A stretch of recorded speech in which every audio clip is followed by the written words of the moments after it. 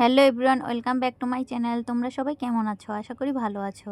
আজকে তোমাদের সাথে একটু শেয়ার করলাম জাটকা মাছের ঝোল টমেটো আলু দিয়ে কিভাবে রান্না করতে হয়, সেটা একটু শেয়ার করলাম। আশা করছি তোমাদের ভালো লাগবে। আমি প্রথমেই মাছটা ভালো করে ধুয়ে তারপর নুন হলুদ দিয়ে একটু ভেজে নিয়েছি। তারপর সেই তেলেই একটু কালো জিরে ফোড়ন দিয়ে টমেটো আর আলু দিয়ে দিয়েছি।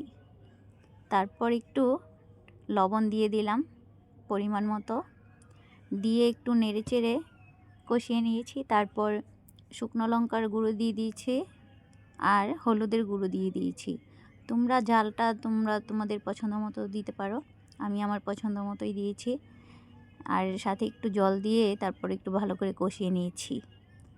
তারপর জিরের গুঁড়ো দিয়ে দিলাম, সাথে একটু ধনের গুঁড়ো দিয়েছি।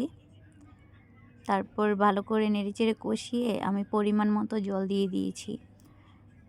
ঝোলটা একটু গরম হওয়া পর্যন্ত অপেক্ষা করেছি। তারপর বেছে রাখা জাটকে মাছ দিয়ে তারপর রান্নাটা করে নিয়েছি। আর তোমাদের দাদাভাই এই মাছ খায় না, তাই শুধু আমার জন্যই রান্নাটা করেছিলাম। তাই আমি অল্প করেই রান্নাটা করেছি। আমার মেয়েও খায় না, তাই আমার জন্যই করেছি।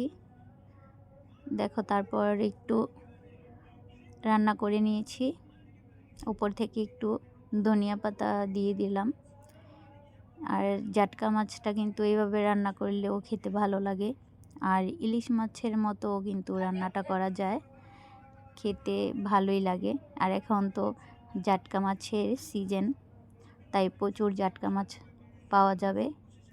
তাই তোমরা এভাবেও রান্না করে খেতে পারো।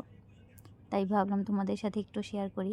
আর ভিডিওটি যদি ভালো লাগে অবশ্যই একটা লাইক কমেন্ট করে যেও। আর কথা বলতে বলতে কিন্তু আমার রান্নাটা শেষ। তাহলে সবাই চলে এসো তোমরা, গরম গরম জাটকা মাছের সাথে গরম গরম ভাত।